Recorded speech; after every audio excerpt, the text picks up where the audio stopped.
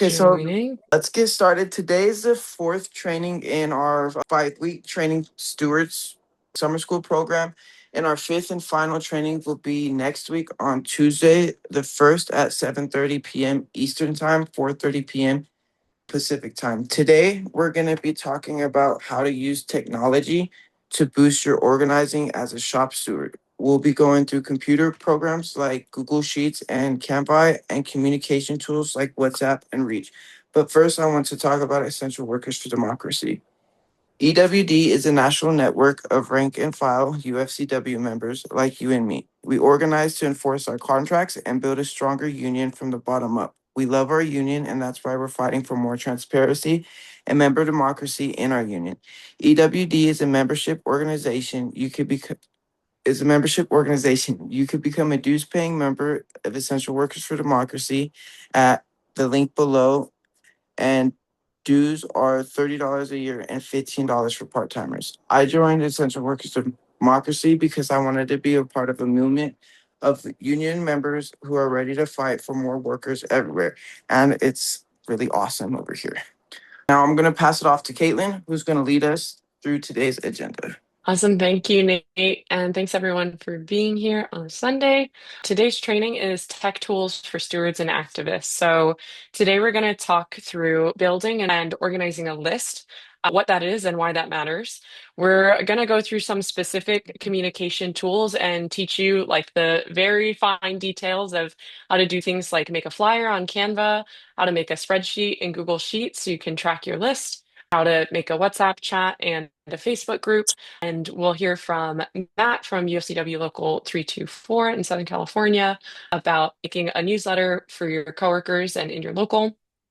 And then we'll have time at the end for Q&A. We should have about 10 to 15 minutes. So if you have questions, please try to save them for the end. Today's training will be a bit more technical and a little less interactive than some of the other ones we've done in the Steward Summer School so far.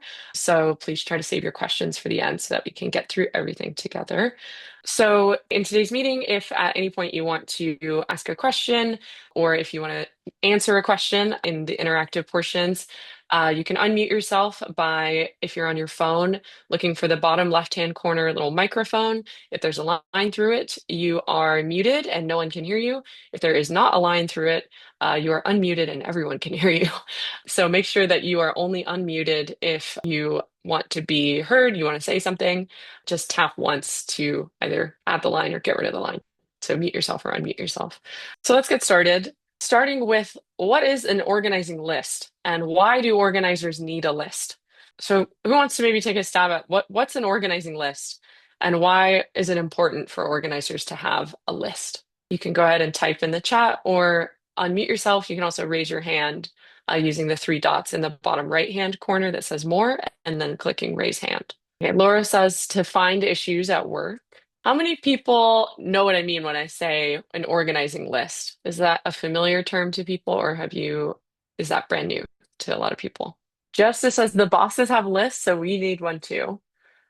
Nate says, I've never heard that term before, so not familiar with lists. Does someone who is familiar with organizing lists want to give a short spiel? Mark has saved the day. Mark says a list of employees to evaluate and see who's been contacted or uncontacted and eventually build a web of connections. Lori also says, so coworkers contacts, right? So in organizing, we want to have a good list of who we're organizing with and who we are organizing. So that might be our coworkers.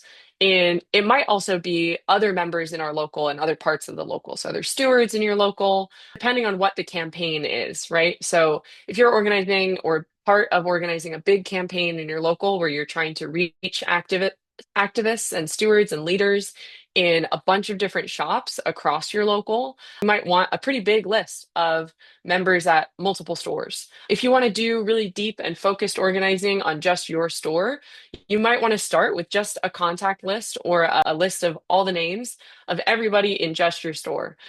You can get a list of the names in your store pretty easily by looking at your schedule. Most people have a schedule that's posted for everyone to see. Might be a little bit annoying to go through because usually it's printed on a bunch of different pages. You can literally take your phone and take a picture of your schedule and copy down the names of people that you see on your schedule so that you know every single person in your store, even if you haven't ever had a conversation with that person or you don't personally know them. If you're in a really big plant, like a big workplace like Nate's, you might have somewhere posted a seniority list, which would have the names of everybody in your plant in order of seniority based on their hire date. But you may also need to get creative about how to find lists and how to identify other people in your workplace. Can people just share a couple different reasons why would having a list of your coworkers be important? Why would you want to know the names of all your coworkers if you're organizing? Yeah, Knowing Kristen? names helps build a rapport and helps you connect with people better. And then also that way you're not like, oh, the girl with blue hair and the girl that wears purple pants. And we're like, what? Who? It definitely build a better connection and a lot more respect. Or, oh, RBF over there wants to join. Cool. I don't want to join because you call me RBF. But So some people in the chat also said it builds relationships. Kristen was saying personal one-on-ones are the best form of contact. Ari says it helps you keep organized, be able to communicate information effectively to others. Nate says it's easier to reach out to people if you know their names. That's definitely true. Lori? Go. You may be on different shifts, so you don't really know those people on the other shifts. Exactly. But one of the most useful things about getting a copy of your schedule or your seniority list is that you may think you know everyone in your store if you're a pretty social person, or you think that you know a lot of people in your workplace. But you'd be surprised how many people you miss, either because you just forgot them or because you've never met them before. You've worked on totally opposite shifts. Maybe they work the night crew, you work during the day, or you just work in totally different departments, different parts of, if you're in a big plant, maybe you work on totally different sides of the plant you've never met before. Or even if you're in a pretty small store, you might just be on slightly different shifts and in slightly different departments and not have had much overlap. So getting a good list of your coworkers and being able to go through it one by one can really help you figure out who am I actually organizing with, who's around me. It's going to be really hard to organize with your coworkers around an issue if you are just feeling in the dark and you don't know where they are. I'll just read some more things from the chat. People say you learn the relationship dynamics in the workplace and the local, who's friends with who doesn't like who, who's having an affair, things like that.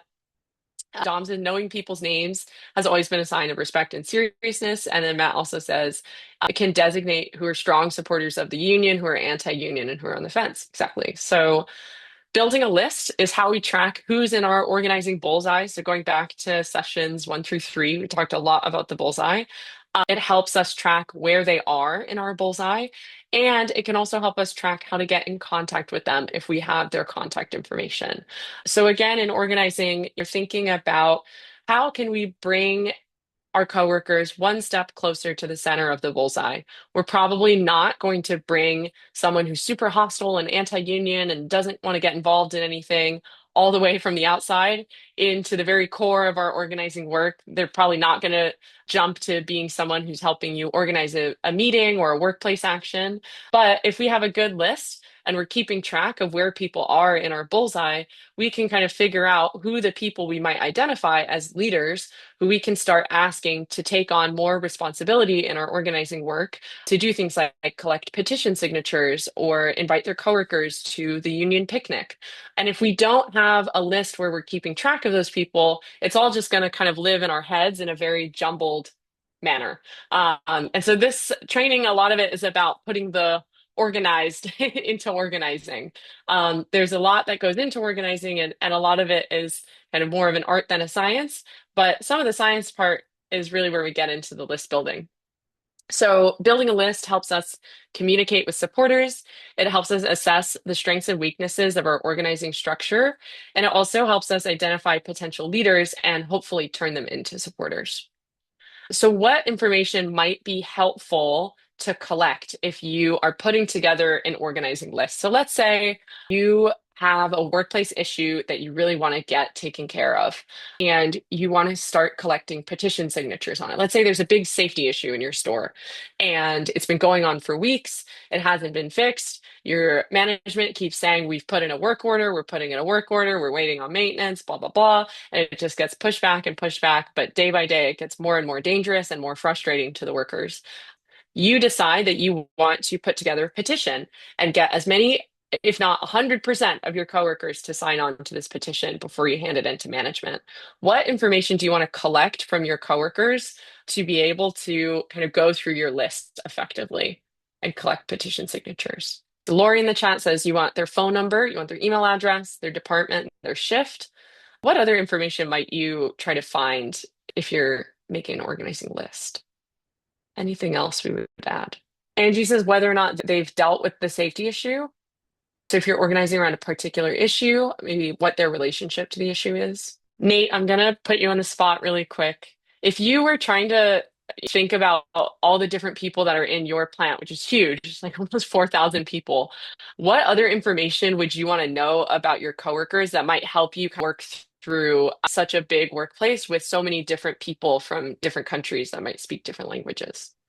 You probably would want to know, well, for JBS, where there's a lot of languages, probably what language they speak, what line they work on, what position they work on, whether they're knife or packaging bag, if they're on the cold side of the plant or the hot side of the plant, who their supervisors are, just relative information. So because one person on one side of the plant could be dealing with completely different issues than another person on this side of the plant, or even on the same floor. Someone in packaging could be dealing with something completely different than someone on the saw.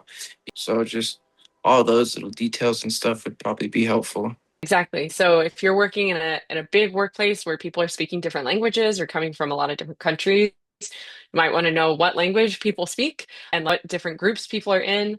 You may also want to know their supervisor, their line, where in the plant or where in the workplace they work. So in the grocery store, you'd want to know their department for sure.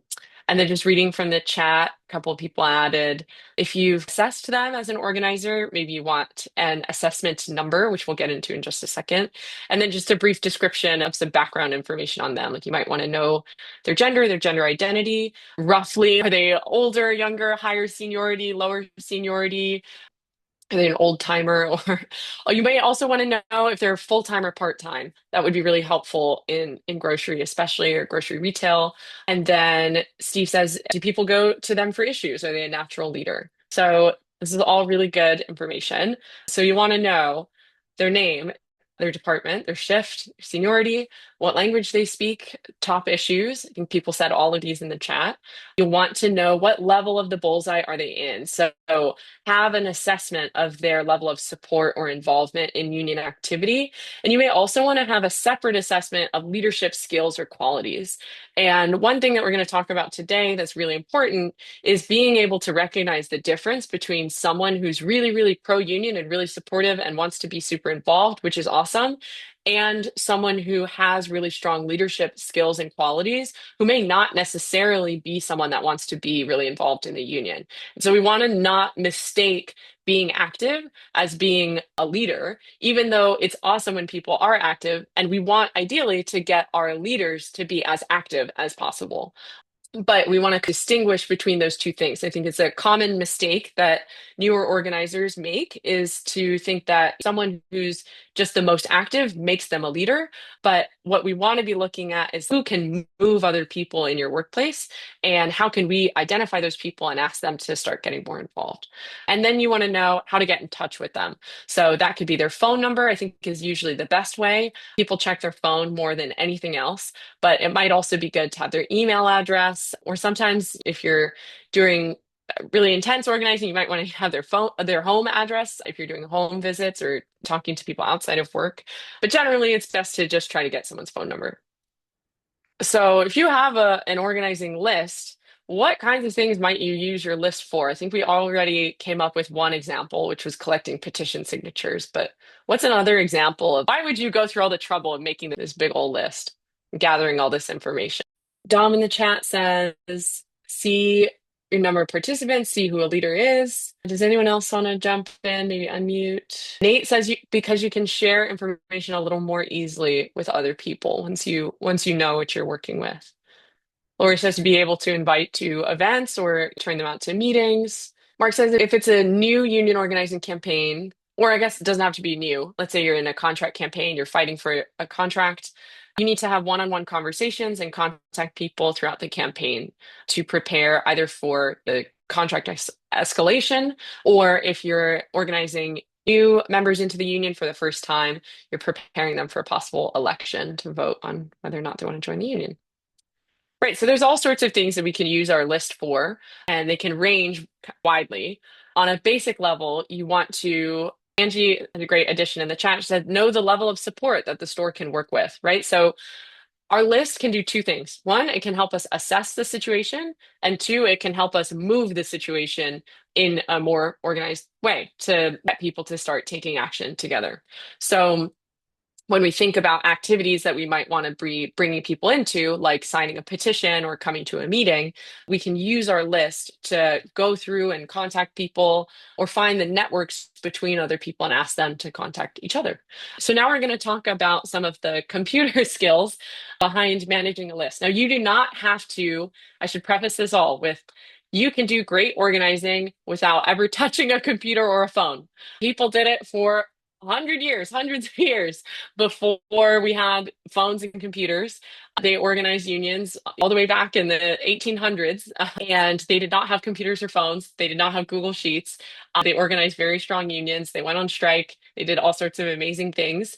And you don't have to be an expert on any of these computer skills we're going to talk about today in order to organize effectively. And you should not mistake being really good at Google Sheets for being a good organizer. The most important part of our organizing is always going to be talking face to face with our coworkers. So it doesn't matter how many people you have in your Facebook group, or even if you have a really full Google Sheet, but you don't talk to anyone on your list, that's probably not going to make as big of a difference as if you had a not perfect sheet on pen and paper, but you were talking to every single person, right? So we don't want to mistake the computer skills for the deep organizing work that we want to do with people face to face. One-on-one and face to face is always number one.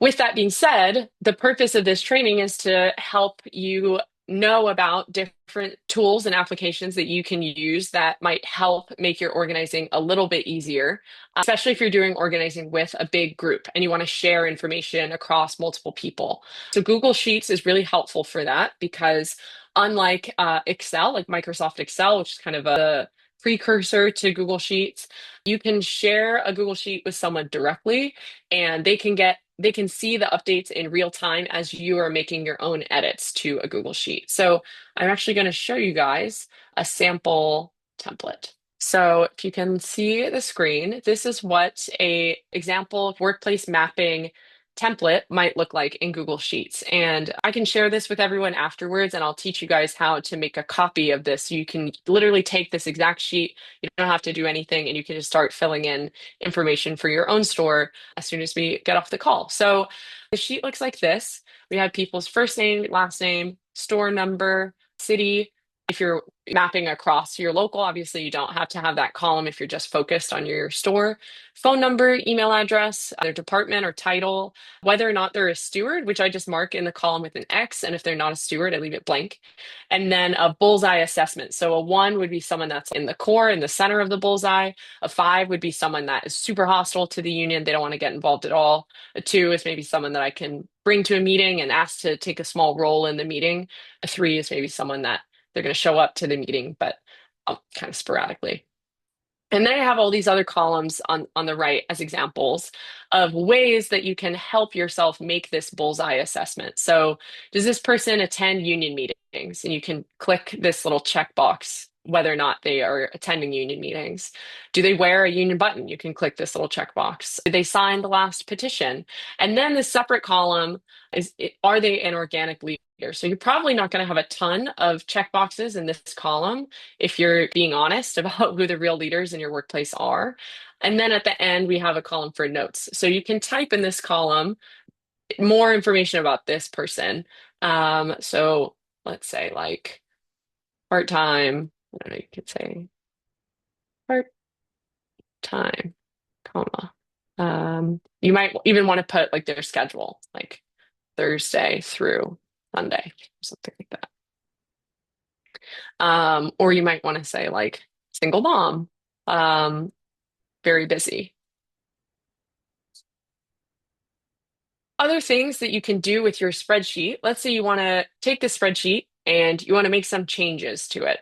So in your Google Sheet, you can highlight. This is based on if you're on your computer. It's going to be a little harder to do Google Sheets on your phone. I know a lot of people are going to be working primarily on your phone. I would suggest if you're on your phone, making sure you can turn the orientation of your phone sideways so you're looking at the sheet kind of long ways. Otherwise, if you're just holding your phone like this on and trying to look at Google Sheets, you're going to have to scroll a lot this way, and that might be kind of annoying. So let's say I want to change this sheet and I want to add another column to include their language. What I would do is you can just highlight the top. So all of these little letters at the top are the columns. All the numbers on the side are the rows. And I want to add another column to track the languages. So I'm going to right click on, I can pick any column I want, but let's say I want to put languages right here. I'm going to right click and then I'll put insert column right. It's going to open a blank column here and I can add language. And then I just type language and then I'll go down, I'll click this cell. So these are called cells, the little boxes. And I want to click the cell that I want to type in and then I'll add like Spanish. If sometimes something that happens is your default setting, if you start a Google Sheet, is going to look something like this. So bullseye assessment is a long phrase and it doesn't quite fit on my screen. So it gets cut off. That's annoying. So I want to fix that. I want to highlight this cell. And then up here, this little button that has the two bars and the arrow says text wrapping. And I can click that. And then I can find this one with the two bars and the little swoopy arrow. And that says wrap. And I want to switch it to that. So now I can see it in my spreadsheet so it doesn't get cut off. Other things that you can do with your map on Google Sheets is, let's say I am mapping across my whole store and I want to sort by city. I'm mapping across my whole local. So I've got a bunch of different cities to get through. And I want to organize them into chunks. So what I would do is find my column that says city and click up at the top on the letter, and then I'll right click again and it'll bring this drop down list. And then I can scroll down and it says sort sheet A to Z or sort sheet Z to A. So I can do whichever way I want, but let's say I click sort sheet A to Z. It's now going to sort the whole sheet but keeping the rows together, right? So it's not going to scramble everything around. It still has the correct information for each person, but it's going to sort the sheet in order of the name of the city in alphabetical order. And I can do that. It works for numbers too. So let's say I want to sort by store number. I can sort A to Z and it'll go using the first number in numerical order. If I wanted to find all the stewards on my list, I could also do the same, sort A to Z. Because I have an X to mark the stewards, I would probably want to sort Z to A. It's already sorted this way, but it'll bring all of the stewards that have a little X in this column up to the very top. If you wanted to, say you want to make a new spreadsheet and you want to use it for tracking grievances, which is another thing that you can do. I'm going to show you guys how you can make a copy of a template, make a copy of a spreadsheet, and use it for something else. You're going to go to File, and then you're going to go Make a Copy. And then it says Copy Document. I'm going to say Grievance Tracker. I'll change the title, and I'll click Make a Copy.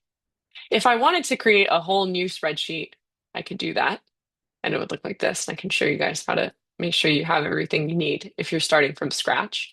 But you don't have to start from scratch is the important thing. Once you have one spreadsheet, you just make copies of it over and over again into infinity. So here's my grievance tracker, but it has all the old information from my mapping template.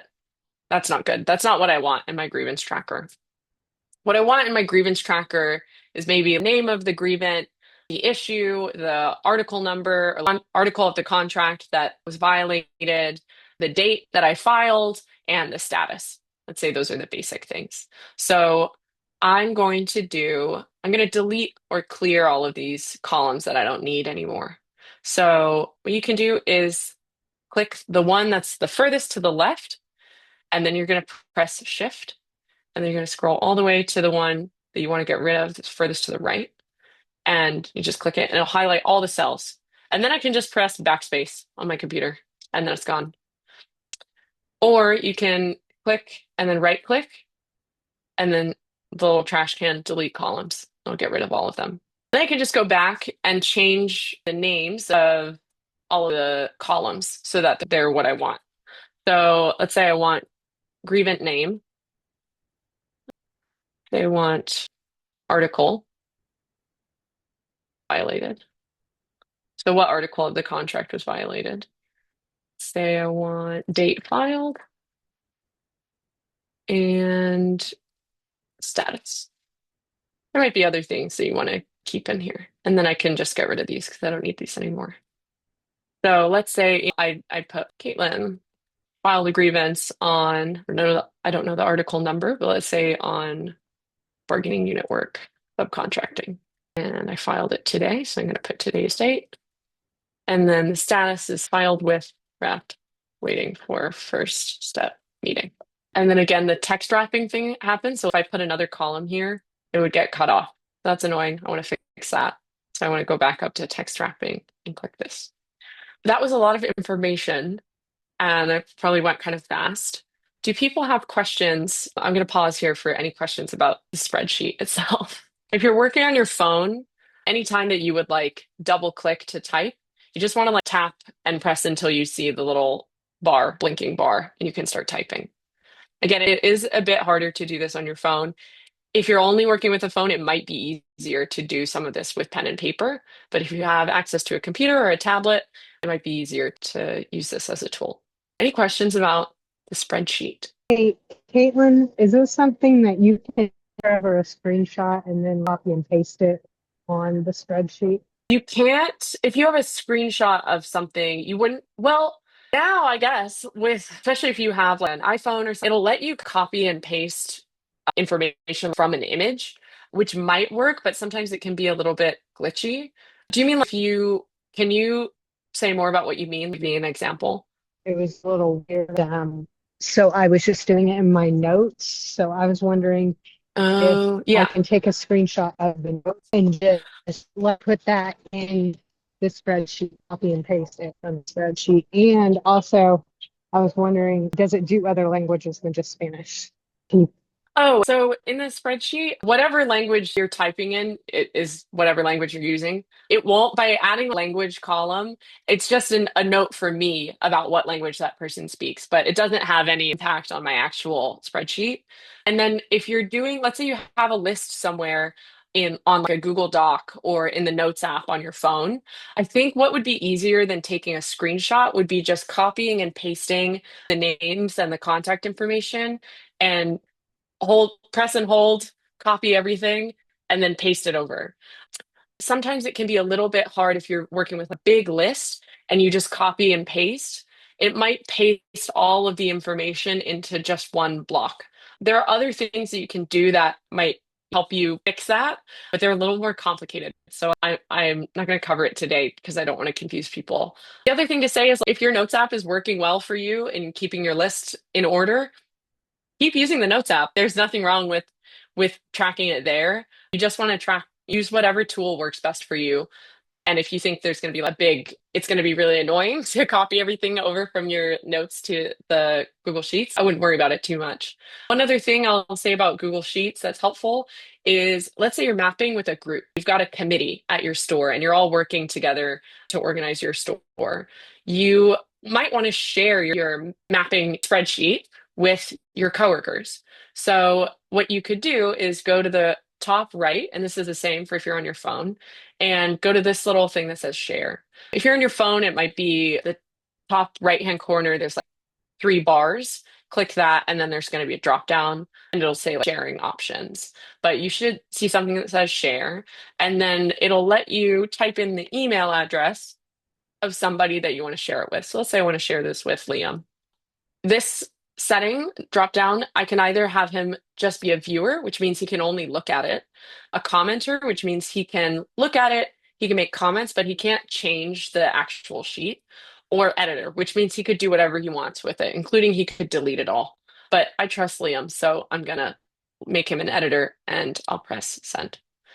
Right now, that means that only Liam's the only other person that can see the spreadsheet. That's probably how I want it to be because I want to protect people's information. But if I wanted to, let's say, text Liam a link where he can open the spreadsheet, I would go here to copy link. And I could text it to him, but he would have to be signed in to this email address in order to look at the spreadsheet.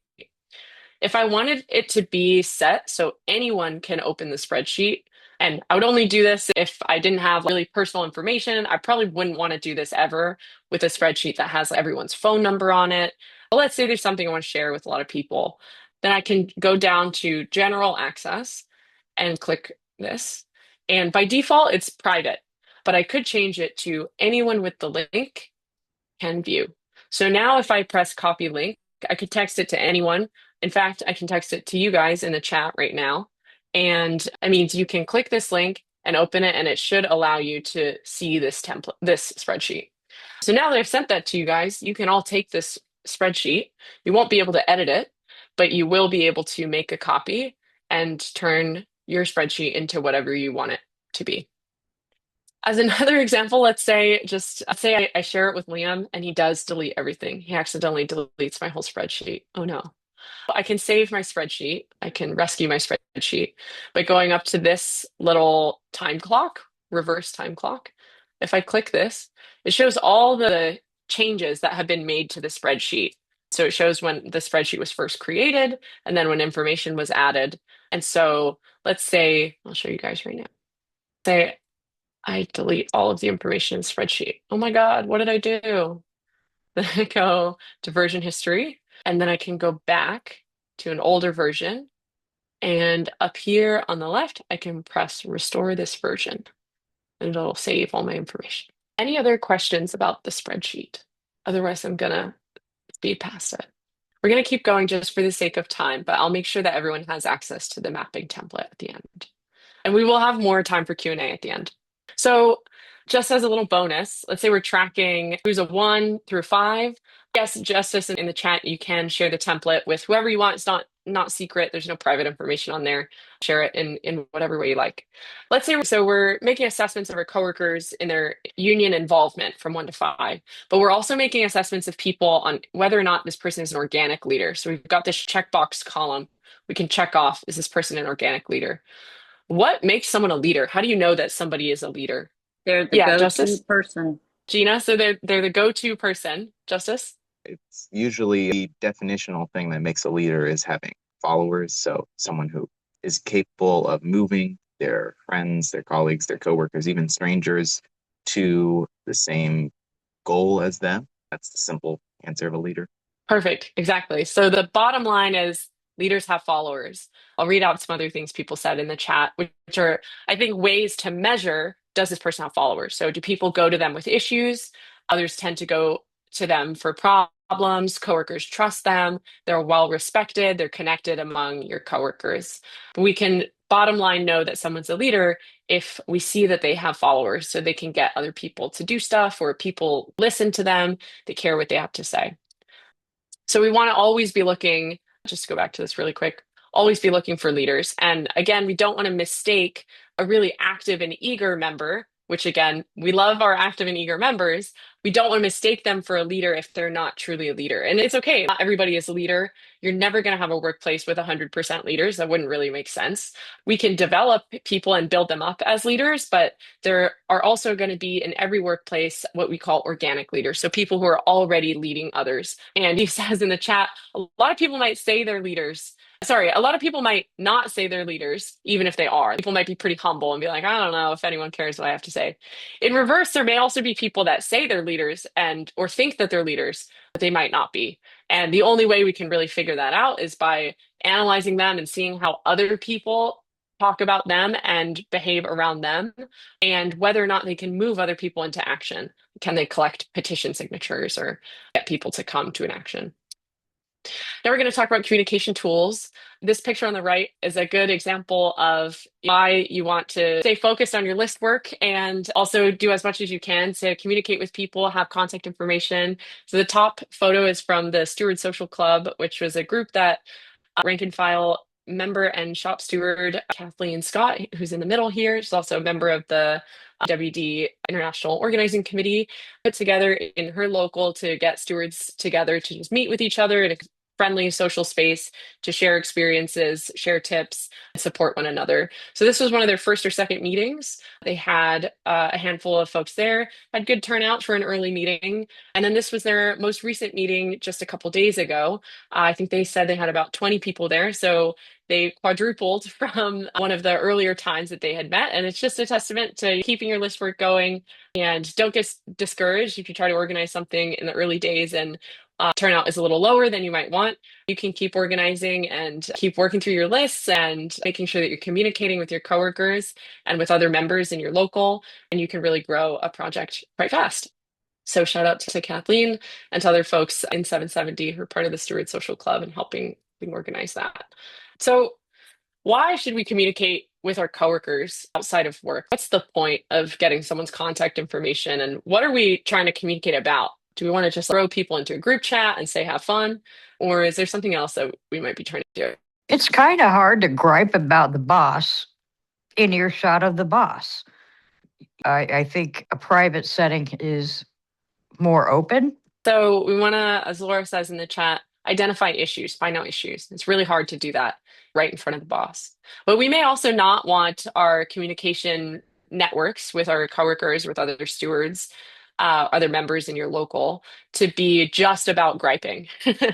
Sometimes a big old gripe session can be cathartic, but sometimes it can also be a little bit maybe demoralizing.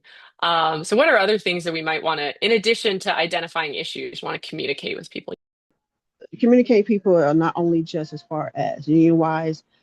Oh, this is Angela, by the way. I do roles in my store, so I'm a shift supervisor and I'm also a union shop steward. So to keep the communication going in regards to what's going on, any contract changes, anybody who's on the bargaining committee that want to inform what's going on, and also for emergency contact information, mainly for that too as well. There's something's Yes. going on in your store, and let's just say something happens on the way to work or in general, say, hey, I got this going on, I got this going on. And a lot of the, what's going on right now in the news, like ICE and other stuff that's going on, that's a great way to communicate. Yeah, definitely. So some of it is practical and logistical. You might want a good group chat for your workplace when people are running late or something bad is happening to them, they need help. I think also talked about having a chat for, say, you're a member of the bargaining committee, you might want a chat for the bargaining committee members. You may also want a way for bargaining committee members to communicate with all of the other members, share bargaining updates and things like that. It should be one for the store, and then one if you're in leadership management or shift supervisor separately, and then one for union base, because I have one specifically for union base for front end and pharmacy. And it's just like I said, I sat on the bargaining committee, so I was keeping them updated on stuff that I can talk about and stuff that I couldn't talk about, because a lot of them was asking, and that's a prime example. Awesome. Gina, did you want to go? Well, as you know, we use Signal. We also used Discord and WhatsApp so that everybody across the board could do something different. Some people are not, of course, tech savvy. We also did a bowling event, which I'm sure you remember. And there are different ways that you can get different groups. Some people won't leave their house and they will use one of those apps to do a meeting or a get together, whereas some people want to be able to bring their family, so a barbecue or a bowling event. Yeah, awesome. So I think Gina touched on some important things, right? Which is we want to be meeting people in different spaces and different ways to contact our coworkers. So some people are gonna be really down to do in-person activities and face-to-face is always best. But there's also going to be some people that are maybe more shy or their schedules don't quite work with in-person activity and they're going to want to stay in the loop. And we can stay in touch with them through some online spaces or group chats, things like that. I also want to read out what folks said in the chat. So building relationships is key. Find out what interests your coworkers. If a lot of people love bowling, organize a bowling night. Laura says get a small community at your store, build community solidarity. And Lori also mentioned sometimes there are just crazy things that happen, like floods or natural disasters or local things on the news that you want to communicate with your coworkers and also make sure you can spread accurate information quickly and build some solidarity as well. So with communications, don't spam or send too many messages. Make sure that all the messages are important and relevant. So try to keep things on topic, try to maybe avoid things that might be a little more controversial or get people to start arguing with each other. Remember that your messages are rarely or possibly never 100% secure, and they could always be shared outside of your intended audience. So, not to say that to make people paranoid, but just to say that be aware of what you're putting out, even in a group chat. People could always take screenshots. Of course, we don't want to think that people are going to do that and share it with someone that we don't want them to see, but just be mindful of who your audience is and that your audience may not be exactly who you think it is. The bottom line is that text messages, Facebook groups, and group chats are not a replacement for face-to-face contact, but they can be a helpful supplement. So here are a couple of tools that are available to you for that kind of communication. So we're going to talk about three. Reach, which is a blast texting service, which allows you to use your personal phone number to send large quantities of individual text messages from your phone number. So if you have 100 people that you need to contact, but you don't want to put them in a 100-person group chat, you want to send 100 individual texts, it's probably going to take you a long time. So Reach is a tool that can help you send those 100 texts pretty quickly, or at least faster than you would if you had to do them all by yourself. WhatsApp, you can use for creating a large group chat with both iPhones and Android, which is usually, I find, easier than having an iMessage chat or text chat. And then Facebook groups is another large communication platform. Obviously, a lot of people have Facebook accounts, but it's definitely more passive. People don't check their Facebook as much as they might check their texts. And so people may miss things on Facebook. That's probably the lowest level of engagement of all of these. I would say actually that these go in order of engagement and how likely it is that someone's going to read them. So reach text, people are probably going to check their text the most. People may or may not check a WhatsApp or a GroupMe or a Discord. And then Facebook groups, people may only check when they're scrolling. So to create a Facebook group really quick, you can, this is an example of if you're to do this on your phone. So say you're on Facebook on your phone, you open up the Facebook app. At the very bottom, there's this little icon of these three people there. And if you tap that, it'll take you to the groups page. There's one other way to get to groups, which is let's say you start out on the homepage. If you click in the top left, these three bars, it'll bring up a sidebar that has a drop down that says groups. It should say profile, Facebook Marketplace, Facebook dating, all this other stuff. And then one will say groups. So you can click groups, and it'll bring you here.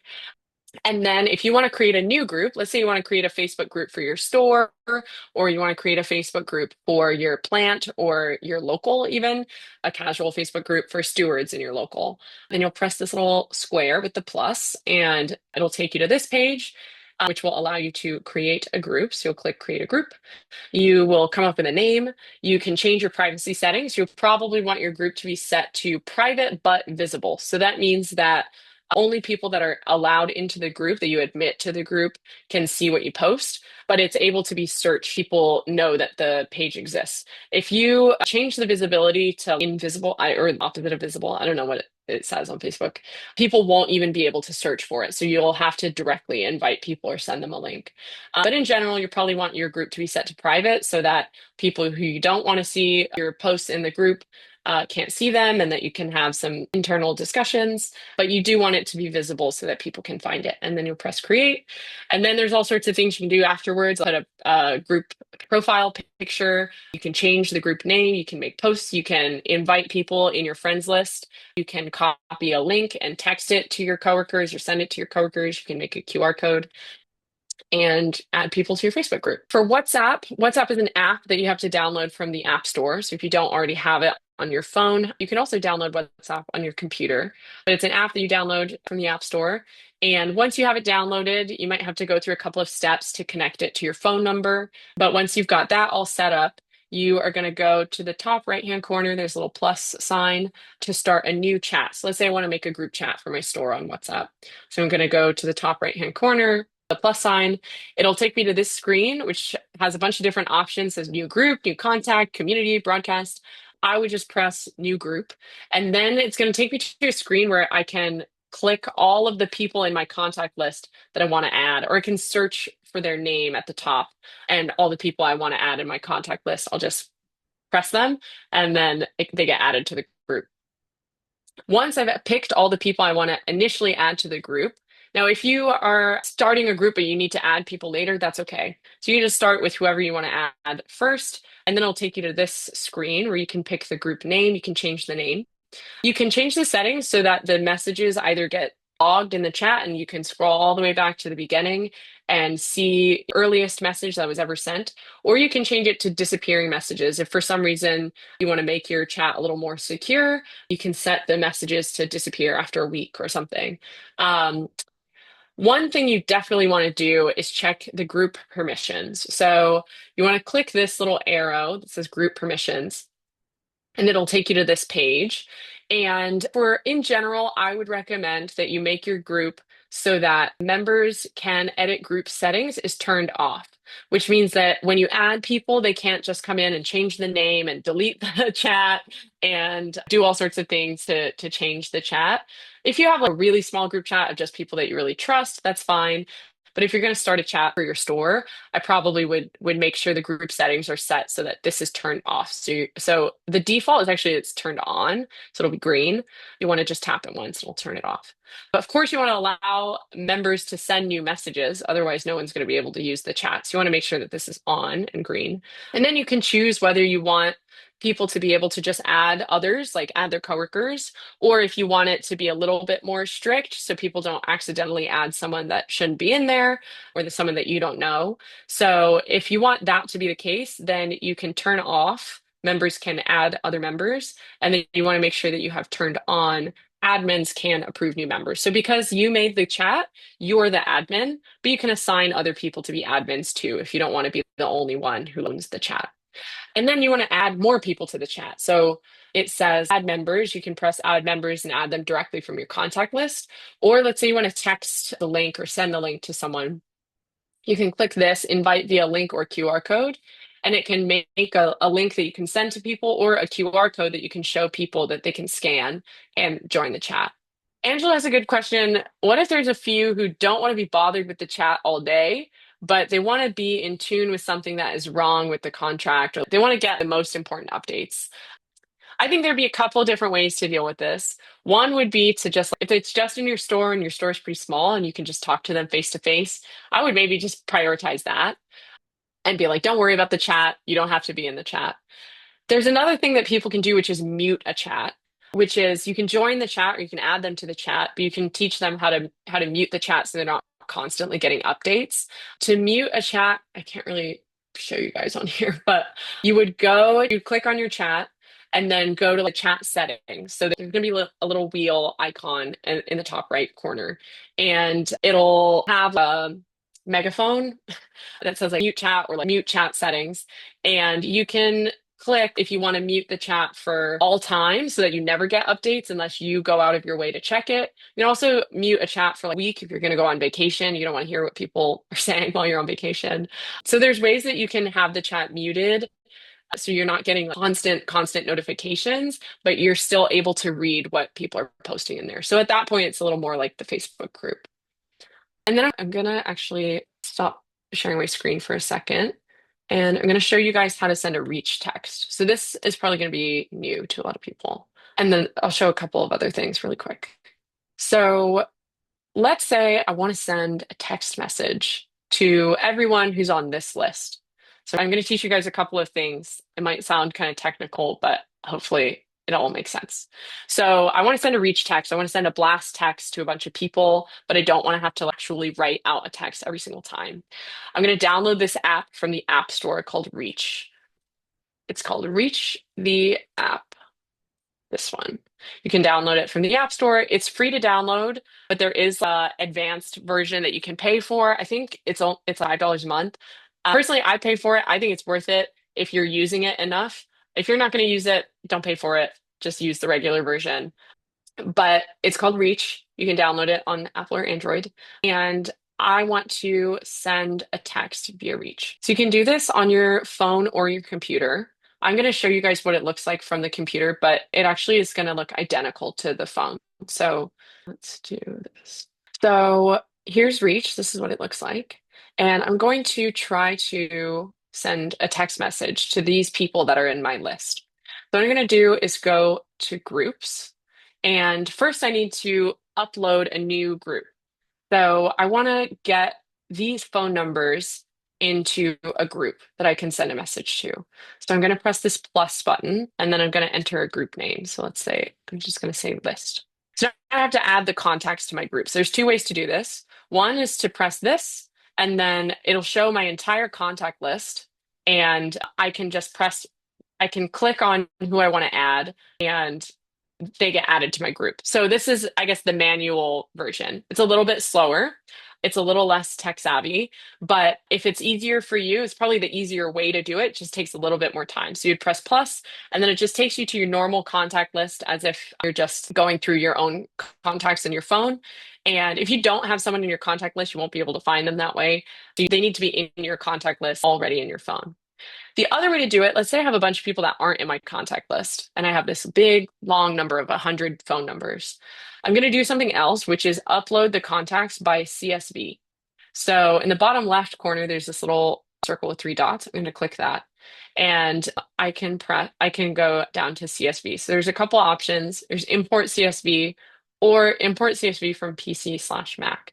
We're going to use just import CSV because it's probably what you guys are going to use more than the other option. What's a CSV? CSV is a computer file that has a bunch of information on it. It doesn't really look like anything if you just open the CSV file. It's kind of just like text, but it's used a lot in spreadsheets. So you can download all the information from this spreadsheet into a CSV by doing this. So we're going to go to File, and then we're going to go to Download. And then it's going to give us a bunch of different options for how we want to download our file. So we're going to pick this one. This is comma separated values or .csv. And then it has downloaded it into a CSV. So I'm going to click this and just show you guys what it looks like, which is kind of, well, it's going to open it in this, which is fine. But if I didn't have that, it would just show me this really crazy looking thing. So I've downloaded it onto my computer or my phone as a CSV. And this is the same as if you're doing this on your phone, it's going to look exactly the same. So now I know, and my CSV is called Generic Mapping Template Sheet 1. So I'm going to go back into the Reach app, and then I'm going to go down to CSV. I'm going to go Import CSV, and then I'm going to search in my files for Generic Mapping Template. Here we go. So I searched generic mapping template, or I just searched generic mapping, and it showed me, it pulled up my CSV.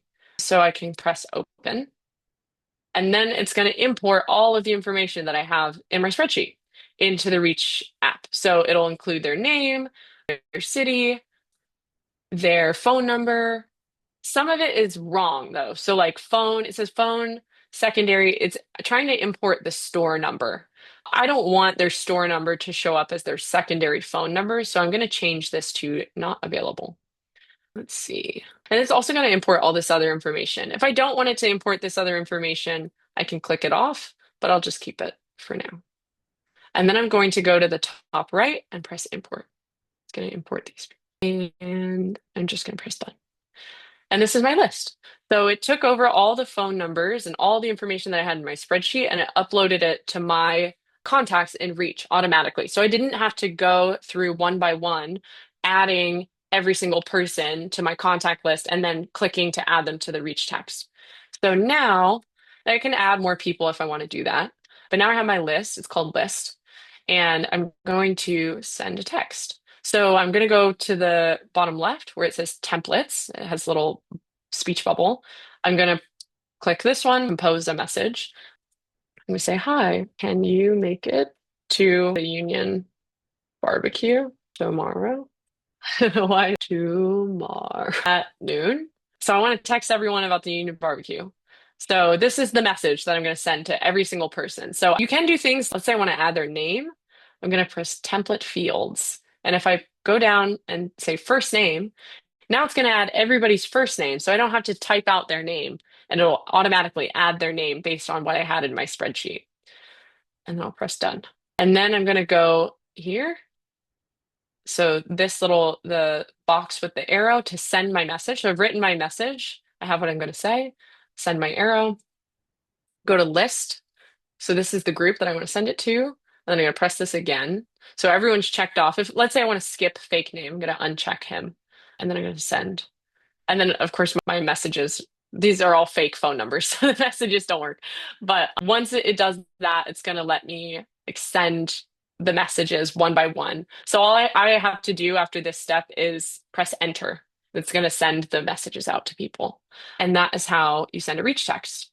And then they can respond back to you to your regular phone number because it's going to get sent from your phone. So if they want to reply, they can just text back and you can reply to them that way. Two other things. If you want to make a QR code, you can use this website, qrcodegenerator.com. Let's say I have a link that I want to make a QR code for my map. I don't know why I would do that. It's probably not a good idea to do, but I would take the URL for my map and then I'm going to go to the QR code generator and I'm going to type it in. And then it's going to make this QR code. I'm going to press download. And you have to have an account, but it's free to have one. And then it'll download the QR code to my computer. And then I can use my QR code for whatever I want. We'll talk more about that when we get to the flyers in a second. The other thing that's helpful is bit.ly links or short links. So again, we'll talk about flyers in just a second, but if you're making a flyer or you want to text a link that is too long, you guys might have noticed for the Zoom meetings that we've been holding, we send out these links that say bit.ly/EWD-SSS and then the number. It's because the Zoom link is really long and it looks crazy and I don't want to send that to people. So instead, I want to make a short link. So you want to make an account on this website called Bitly, Bitly, and then you can have free links that you can make. There's again a paid version, but you don't have to do that. I'm going to press create new, and then I want to shorten a link. And then I'm going to enter in the link that I have that I want to make it shorter. And then it will either generate a randomly generated short link with a bunch of random numbers, or let's say I want a custom back half. So I want it to say something specific. I want it to say EWD test. Then I'm going to press create your link. And now this is my link. So instead of this crazy link, docs.google.com/spreadsheet/ I have this really short cute link that I can send people bit.ly/EWD/test. So those are two ways to share links with people. If you have a flyer for an event or some information that you want to share with people that you have this long link for that you don't want to put on your flyer or have to text to someone because it's going to be really long. Now we're going to talk lastly about flyers and newsletters. So again, we'll have questions about all of this at the end, but we today have Matt Walters with us from USCW Local 324, who is the creator and editor of this newsletter that you see in front of you, Rise Up 324, which is a newsletter for members of the local, written by rank and file members of the local. So I'm going to pass it over to Matt. We're going to talk through the newsletter for a bit. Do you want to start just by introducing yourself, sharing a little bit about where you work and why you decided to start this newsletter? So my name's Matt Walters. I work at Pavilions. I'm a produce manager there. And I also serve on the e-board at my local. And basically how this whole newsletter came up, we had a abrupt change in our union leadership. Our president passed away last year. And then we had a new president currently was appointed by the board without any input from membership. We came up with the idea of starting a newsletter. And that's how it all started. And the goal of the newsletter basically is to have workers write articles about their issues at work and how we can take action to solve those. So that's why it says a newsletter for workers created by workers. Yeah, so that's kind of started. Awesome. And do you want to share a little bit about what kind of content do you guys put in the newsletter? How do you decide what to put in the newsletter? And also, how do you get people to contribute to the? Well, I've only had one issue so far. So basically, I just sent out in our little contact group if anyone write an article for the newsletter, and a couple people did. Gladys and Laura, who are both on the class today, and they decided they would like to write an article, and then they did. And with just very minor edits, kind of be their own voice. We published it and got it there. And that's kind of the goal. We want different voices writing articles, not just the same people over and over again. So in this next issue, we'll have a couple different people that have written articles on topics that they want to talk about. And I think basically what I'm going to try to do is each issue is going to have a topic that both people can write about, or whoever wants to write about it. Gear it around that. And then each article obviously be what goes on in their workplace and how they may want to address it, or if other people have the same issue going on in their workplace and they read this newsletter, they can be like, hey, well, here's what I'm doing in my place to solve this issue. That's kind of what we want to do. So Awesome. And how do you distribute the newsletter? Like, how do you get it in front of people?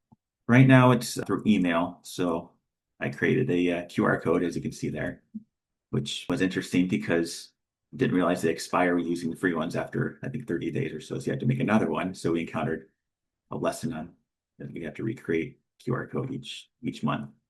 So people sign up through that and they can distribute it digitally through their email or I guess even through text message. And then we're going to have some paper issues when we go to our general membership meeting for other people to look at and sign up. And can you talk a little bit more about maybe some examples of topics that you might cover in the newsletter or things that you think you want to focus the newsletter on? I mean, obviously, there's a really wide range of things that people might want to talk about. So, how do you keep the newsletter somewhat focused, and what things do you guys focus on? Well, in the first issue, understaffing has been a big issue, I think, everywhere. And so that's what we focused on in the first issue.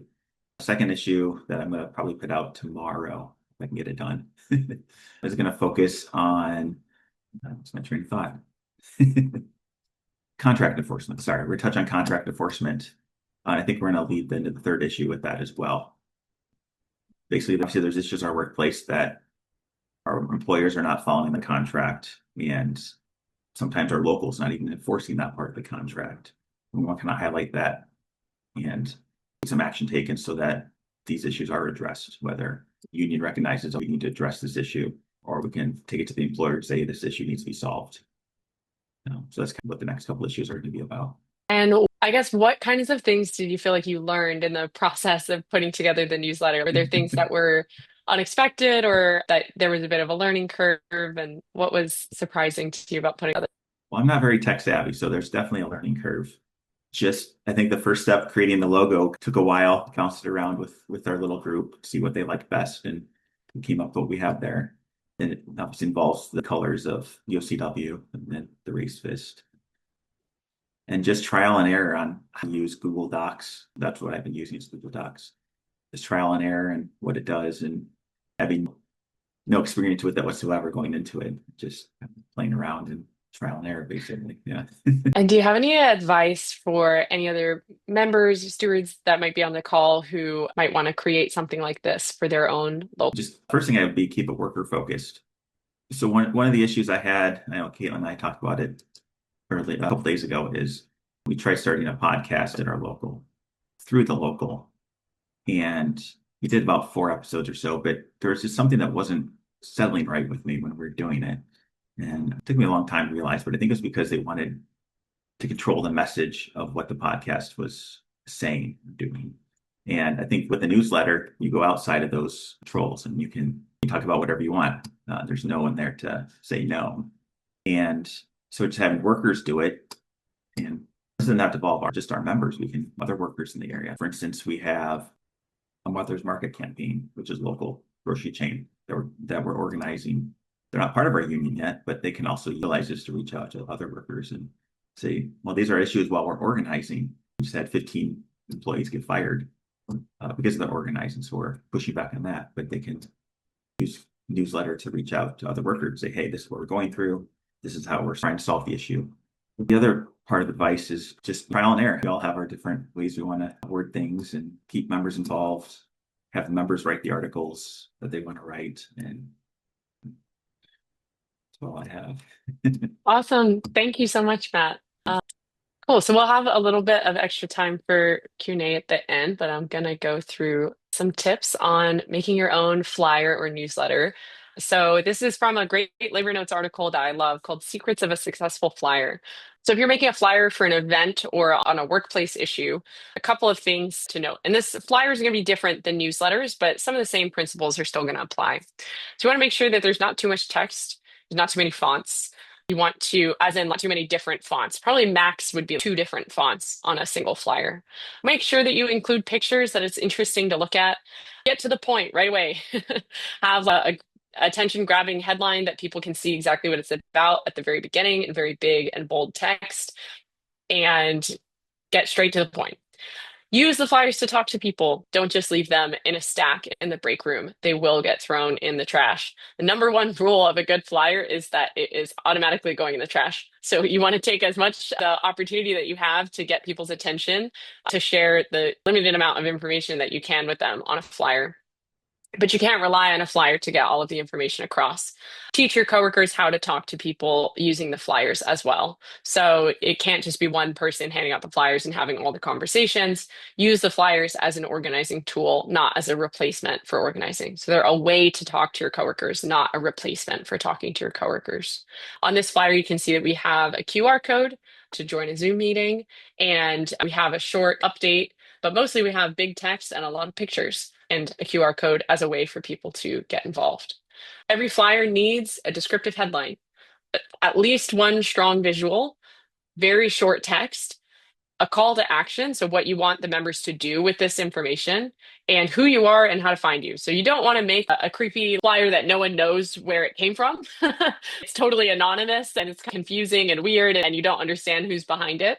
So you want to be clear about who made the flyer and why. What are you asking people to do? So in this example is from a Teamsters contract action example. They are asking people to come to a meeting. So it's very clear what the meeting is, what time it is, or they have multiple times for this meeting, the location, and some details about the meeting. For the Zoom, you want the date, the time, the QR code to join the Zoom. So you want it to be super clear how to get involved and what you're asking people to actually do. So that might come to a meeting, might be to come to a Zoom call. It might be to enforce a piece of the contract. We've made some flyers on contract enforcement for different parts of contract violations that are common. Supervisors taking bargaining unit work or non-union subcontractors taking bargaining unit work. And so depending on the flyer, you might have a different call to action, but you want to make sure that you have something. So you're not just sharing some piece of information. Even if the information is the goal is contract enforcement, you want to make sure the call to action is like file grievances, document violations, not just know your contract.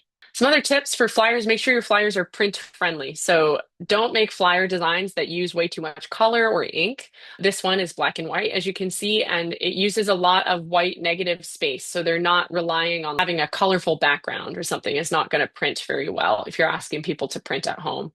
And then know your rights and your risks when it comes to distributing literature. So you should know what your employer's policy is on literature distribution. Different employers may have different policies. You should know what past practice has been on literature distribution. So we use a rule we sometimes will call the Girl Scout cookie rule, which is that anywhere you can put up a flyer for Girl Scout cookies or a community event, you can put up a flyer that has something to do with the union, regardless of whether or not it was produced by quote unquote the union, as in officially produced by your union staff or leadership.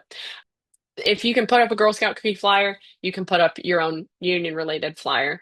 If there's a blanket rule against all literature and no one can put up a Girl Scout cookie flyer and no one has ever put up a Girl Scout cookie flyer and you put up a union flyer, it might be hard to prove that you have a right to put up that flyer. Even though you have a right to participate in protected, concerted union activity, as we talked about in the legal rights training, if there's a universally applied rule against putting up anything in the break room, it's going to be hard for you to slap a piece of paper on a blank wall and call it a day and write it down, and they might have a right to take it down. Or at least it may be hard for you to defend your right to have it up.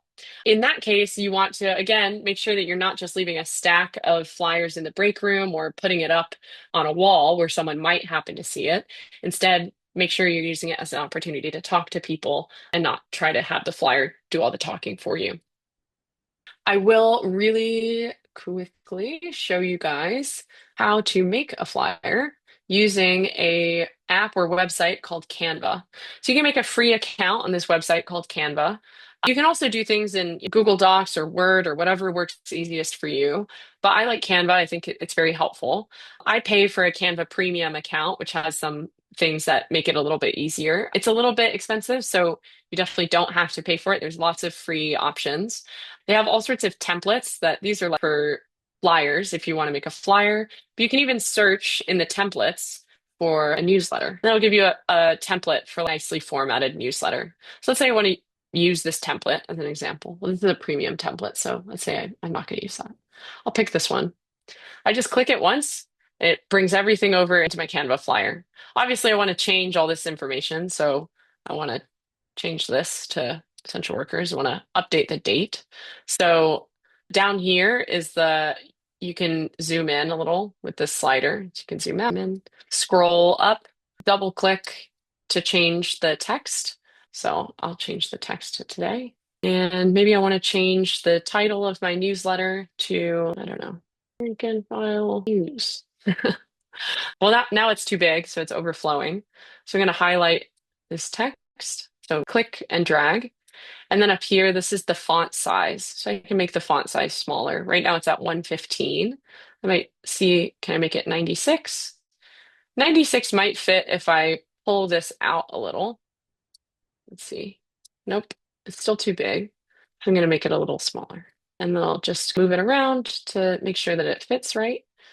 And you can write all your articles in a Google Doc is probably going to be easier than writing it directly into Canva. But once you have the submissions from your coworkers that want to write for the newsletter, you can just delete whatever placeholder they have.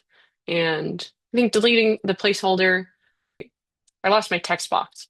So I'll show you guys how to add a text box. So go over to the left-hand side where it says text, click add a text box, pull it over here, but it has the wrong font. So right now it's set so that everything I type is all caps, and that's this. So I'm going to click this once and it'll turn it back to normal. This is how you can change the alignments. Right now it's center aligned, meaning everything's just going to be like this. But if I want it to be left aligned so it looks more normal, I'll just click it once. You can play around in Canva. I won't go through too much more of it now, but let's say I finished my newsletter. I'm ready to send it to my coworkers or print it or publish it online. Probably one thing I would do before I print this one is change the colors so that it looks better in black and white. So I might change this to light gray, and I might change this also to a slightly darker gray, or just so, let's say I don't have a color printer. I want to make sure that it still looks okay and it doesn't come out kind of crazy. Change this to white. Then I'm ready to print. I've worked on my newsletter. I'm very proud of it. Obviously, I worked really hard. So I'm going to download my newsletter to print it. So I'm going to press share, and then I'm going to press download. And then there's all sorts of different file types that you can save it at. So a PNG and a JPEG, those are image files. So if you're texting it to someone, PNG and JPEG are good file formats to save in. If I'm going to print, I want to save it as a PDF. And you can click digital or print. It actually doesn't really matter on Canva, but just for our sake, we'll press print. I'll press download. It's going to take a second to download down here. And now I have it downloaded to my computer. So if I'm ready to print, I'm going to click this, and then I'm going to press print, and I will print my copies. I can make more copies, change this from 1 to 10. I can check to see if it's going to print on both sides, or if I don't want it to print on both sides. I can do all sorts of things. But that's how you download and export a PDF from Canva. If you want to make a flyer or newsletter using Canva and print it out at home. So I think that was kind of a lot of information. We have some time for questions. If you have a question, you can type it in the chat or unmute yourself, and maybe we don't have a ton of time, so maybe we'll just take one or two. Okay, Steve has a good tip in the chat, which is try not to use AI or over rely on AI. Your words are good, and your coworkers care a lot more about what you have to say than what robot has to say. And it can sometimes be obvious when people use AI for writing, or just sound a little bit weird or off, or use AI for flyer. A lot of people use AI for flyers. If you feel like you have to do that, like I'm not judging you, although AI is not great for our environment. But in my opinion, and I think your coworkers would probably agree, they would much rather see things that you made that came from a real human being, as opposed to something that looks weirdly polished but also weird and is made by AI and just doesn't really feel true to you and your coworkers. So some of the purpose of making flyers and newsletters, Matt said, is to share workers' voices. And I think we're really doing a disservice to workers' voices if you're giving it all up to a robot. Justice, do you want to go? Sure. My one question is when it comes to translating to other languages. Sometimes union locals don't have the resources necessary. They may not even have someone on staff who knows some of these languages. That's the only time I've ever even considered AI, and I still feel bad about it because I know it's not going to look good, but it may not even make sense in the language, but it seems better than absolutely nothing, which is what we have right now. So I guess, has anybody used any kind of language translation services? And what advice do you have around that? I can say that I have, and I similarly felt bad about it.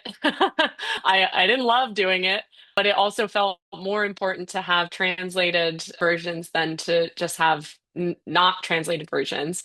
One way that I found eventually to try to make it a little bit better was to make sure that if you do use AI for translation, for like translating, or even if you're not using AI, but you're using like Google Translate or some other translation like internet tools, to, if you can, identify a bilingual coworker who does happen to speak that language. They may not be a professional translator and they may not have the time to translate the whole thing in full, but they might be comfortable with an ask of, hey, I'm going to try to translate this using Google Translate. Would you mind just taking a quick look at it to make sure it looks okay? And that's what we did during the JBS strike, actually. It's a really good way to keep people involved in the translation without giving 100% of the labor onto them if they're not able to do it. Or translation services, Google Translate is okay. I always like to reverse translate to make sure that it sounds largely correct. So, meaning like you put something into Google Translate, you copy and paste what it spits back out to you, and you translate it in reverse. So, to make sure that it'll translate back into English and look normal. Other tools that you can use for Google for translation are like DeepL or Claude has pretty decent translation. You can, of course, always find if you have the resources, or this is, I think, more for like if you want to push or encourage your local to do this, hire professional translators. There is a translators union that you can get professional translators through. They can do things relatively quickly. Obviously, that is much better than using AI. But if you as an individual and the alternative is between like translating things so that your coworkers can understand it versus not having a translation, some tools you can use would be Google Translate, DeepL, and Claude. But I would try as much as you can to get your bilingual coworkers involved in the translation process, even if it's in a small way. Steve? Since we're on the AI debate, there's kind of a difference between using AI for tools, translate, and that kind of thing, as opposed to generative AI, which is creating the web. Because coming from a creative union, that these AI slot flyers are just coming out everywhere. And the problem is they all look alike and they become overly wordy. And part of having a flyer is to draw attention to your what you're trying to say. And so many, when you use AI, it just fills the page with words and nobody knows where to look. And you just become overwhelmed and you just stop looking at it. So I think we use AI every day, whether we like it or not. Autocorrect, your GPS. So as long as it's not replacing someone, that's, I think, where the line currently is drawn. But I'm glad you showed Canva. Yes, there's some AI things. And if you use AI, please just check and double check, like you said, do the reverse and all that, because it gets so much stuff wrong. At least if you are going to use it, double check, make sure it has the facts right. So thank you for at least bringing up Canva and showing a basic. And for those that don't think you're creative, Canva, literally, if you just spend 15, 20 minutes for a simple art, you can figure it out. It's really intuitive for non-creative type people. Awesome. Any maybe one last question before we wrap up? I guess last thing to say is there is going to be a learning curve to a lot of this stuff. If you at any point need help or want help with making a flyer or a newsletter, formatting, learning more of this stuff, it's definitely a resource that we're at Essential Workers for Democracy able to help you with. So don't be shy, and we can, of course, help. You don't have to do it alone. Speaking of newsletters, The summer issue of our newsletter, Essential Voice, is available to order on our website. Again, using the short link, you can see that I use these a lot, bit.ly/essential-voice. You can order a bundle to share with your coworkers or become a subscriber. You'll get a bundle every quarter, every time we come out with a new newsletter.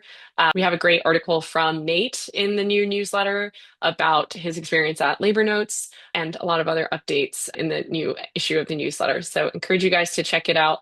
It's available on our website for free, but you can also order bundles to share with your coworkers. And then lastly, to join Essential Workers for Democracy, can become an official dues paying member of Essential Workers.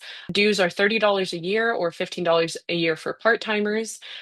Again, these trainings are always going to be 100% free, open to everybody. We strongly encourage you to bring a coworker to our last session next Tuesday, not this coming Tuesday, but the week after. Share information about Essential Workers, share the newsletter with your coworkers. You do not have to be a member to participate, but we do encourage you to sign up and become a member if you can. It helps keep these trainings going and helps keep our organization member run.